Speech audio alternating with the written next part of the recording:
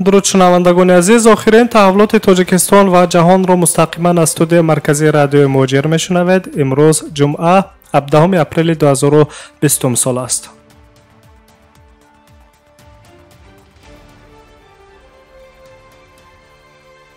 хабарҳои рӯзро аз тоҷикистон шурӯъ мекунем. имрӯз 17 апрел дар ҷаласа якуми маҷлиси миллии маҷлиси олии ҷумҳурии тоҷикистон Рустами Эмомалӣ раиси маҷлиси миллӣ палатаи болоии парлумони тоҷикистон интихоб шуд. ҷаласаро узви палатаи болоӣ раиси иттифоқи нависандагони тоҷикистон Низом Қосим Ҳузни оғоз бахшид. Масъалаи номзадии Рустами Эмомалӣ ба мансаби раисии маҷлиси миллиро директори муассисаи давлатии таълимии мактаби президентӣ барои кӯдакони лоиқатманд дар шаҳри Кӯлоб Дилбар Одилзода пешбарӣ кард. хадамоти матбуоти президенти тоҷикистон иттилоъ медиҳад ки бо воздиҳии пинҳонӣ аъзоёни маҷлиси миллӣ Рустами Эмомалиро ҳамчун раиси палатаи болоии парлумони тоҷикистон интихоб намуданд. раиси вилояти Суғд Раҷаббой Аҳмадзода ва раиси вилояти Мухтори Кӯҳистони Бадахшон Ёдгор Файзов мутаносибан муовини якум ва муовини раиси палатаи болоии парлумони тоҷикистон интихоб шуданд. раиси шаҳри Душанбе Рустами Эмомалӣ моҳи марти соли равон вакили маҷлиси вакилони халқи пойтахт интихоб шуда буд. 27 март дар нахустин иҷлосияи якҷояи маҷлиси вакилони халқи шаҳри Душанбе номзадии ӯро вакилони шаҳрӣ якдилона барои узвият дар маҷлиси миллӣ пешбарӣ карда буданд. қабл аз ин Маҳмад Саид Убайдуллоев собиқ шаҳрдори Душанбе аз соли 2000 раисии палатаи болоии парлумони тоҷикистон маҷлиси миллиро бар уҳда дошт. маҷлиси миллӣ маҷлиси олии тоҷикистон аз 33 аъзо иборат аст ки 25 нафари онҳо дар ҷаласаҳои якҷояи вакилони халқи вилоятҳо, шаҳрҳо ва минтақаҳои кишвар бо воздиҳӣ интихоб карда мешаванд ва 8 нафари боқимондаро президенти тоҷикистон бо истифода аз ҳуқуқҳои конститутсионии хеш таъин мекунад. президентҳои собиқи тоҷикистон низ узви якумраи палатаи болоии парлумони ҷумҳурӣ шуда метавонанд. маҷлиси миллӣ аслан санадҳои қонунгузории аз ҷониби палатаи поёнии парлумон қабулшударо тасдиқ мекунад. ҳамчунин номзадии прокурори генералӣ, судяҳои суди конститутсионӣ, суди олӣ ва суди олии иқтисодии тоҷикистонро низ тасдиқ менамоянд. тибқи меъёрҳои моддаи 71 конститутсияи ҷумҳурии тоҷикистон дар сурати истеъфо, ғайриқобили амал донистан ё даргузашти президент вазифаҳои ӯро то ба кор шурӯъ кардани президенти нав ба зиммаи раиси маҷлиси миллӣ мегузарад. дар ин ҳолатҳо интихоботи президентӣ дар тӯли 3 моҳ баргузор карда мешавад.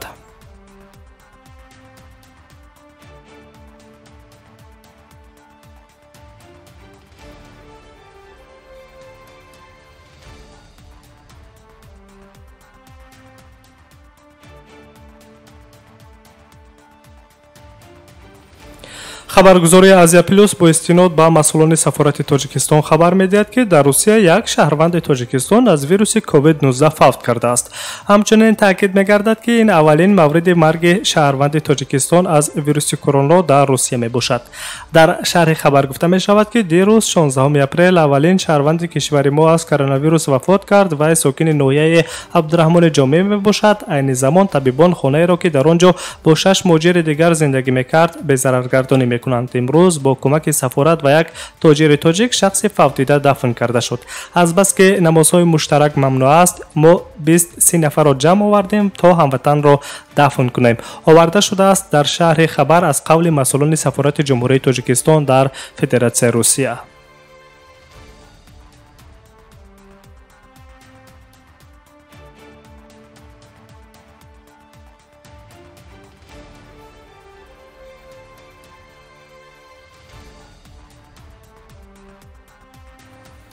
имрӯз ба раёсати тандурустии шаҳри Душанбе барои муайян кардани вируси COVID-19 ҷиҳати пешгирии паҳншави он 20 000 тест санҷишҳо дода шудааст. ҳамчунин дигар ашёи тиббии зарурии ҷиҳати муборизаи беамони вируси COVID-19 низ расонида шудааст ки ҳаҷми умумии кӯмакҳоро беш аз 5 миллион сомонӣ дар бар мегирад. кӯмакҳои мазкур дар доираи ташаббусҳои башардӯстона аз ҷониби ширкати Тоҷик гидроэлектромонтаж расонида шудааст.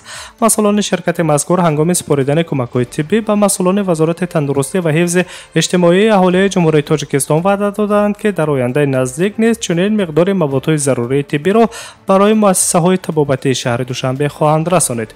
طبق اطلاع دفتر اطلاعات و رابطه‌های خارجی رئیس شهر دوشنبه، این اقدام با ابتکار رئیس شهر دوشنبه رستم امامعلی در دایره چاره‌های پیشگیری پنجشنبه سرایت کرونا ویروس نوع کووید 19 گرفته شده است. هنگام تحویل تجهیزات طبی گفته شده است که تست سنجش‌ها به همه بیمارخانه‌های شهر دوشنبه تقسیم کرده می‌شود.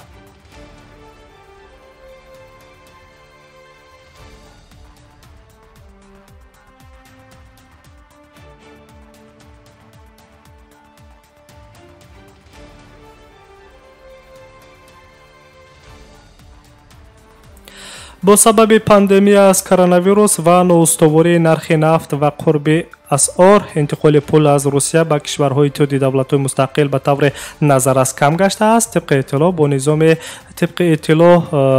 با نظام انتقال پولی یونیستریم، انتقال پول از روسیه به کشورهای اتحادیه دولت‌های مستقل در ماه مارس 11% کم شده. برعکس حال پول‌های از کشورهای اتحادیه دولت‌های مستقل فرستاده به روسیه 47% افزایش یافته است. اساساً پول به روسیه از تاجیکستان، ارمنستان و قزاقستان انتقال داده می‌شود.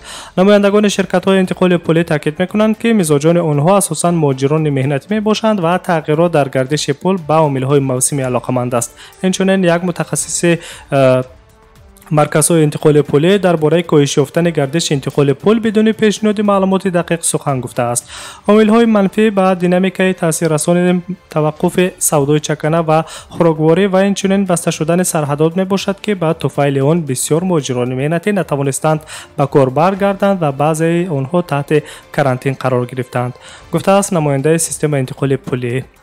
ناتالیا والاشینووا، دیرکتور دپارتمنت محصولات حساب برابرکنی و پسندازهای پرومسیوی از بانک روسیه، کاهش حجم انتقال‌ها را اعلام کرده است.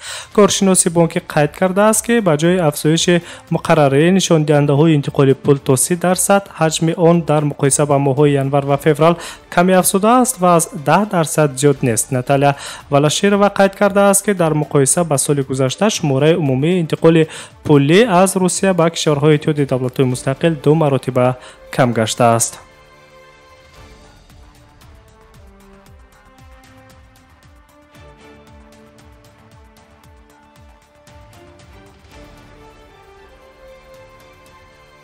خبرهای روز را مستقیما شنیده استادید. مقامات چین روز جمعه به آمار رسمی قربانیان کرونا ویروس تغییرات وارد کردند و اعلام داشتند که در ووهان که آنجا بار اول ماه دکبر سال گذشته سرایت ویروس کرونا به قید گرفته شده بود، در مقایسه با گزارش‌های قبلی 1290 نفر بیشتر فوت کردند. طبق معلومات روز پنجشنبه، شماره فوت‌ها در چین از سرایت کرونا ویروس 3342 نفر را تشکیل داده است. اکثریت بیماران در 2 ماه اول اپیدمی فوت کردند.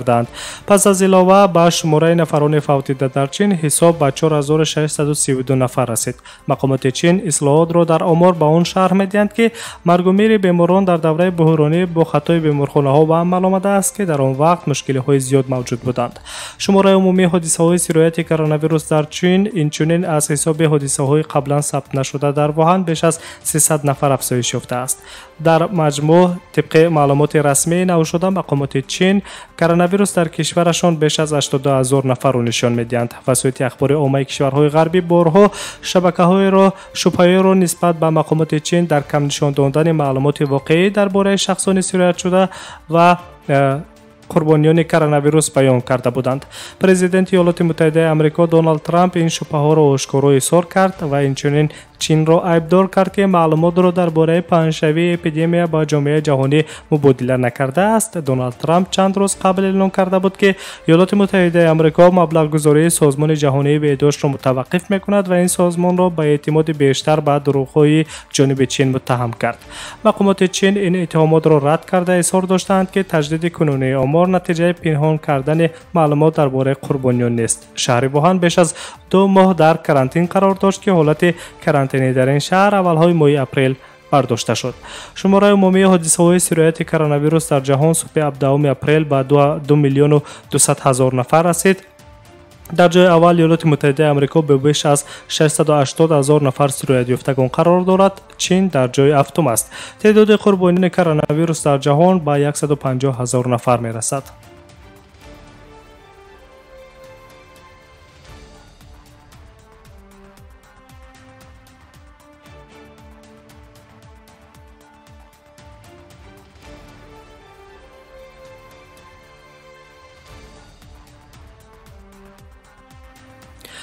аз 18 апрел шӯлои уламои тоҷикистон бино ба сабаби хатари паҳншавии вируси корона дар масҷидҳои кишвар баргузории намозҳои муштарак аз ҷумла намози ҷумъа ва таровеҳро дар моҳи шарифи рамазон муваққатан манъ кард. дар ин бора аз плюс бо истинод бо қарори шӯрои уламои тоҷикистон хабар медиҳад, таъкид мекардад ки ҳамаи чораҳои маҳдудкунанда ба хотири пешгирии паҳншавии коронавирус алоқаманд буда баҳри ҳифзи саломатии шаҳрвандон рӯи даст гирифта шудааст.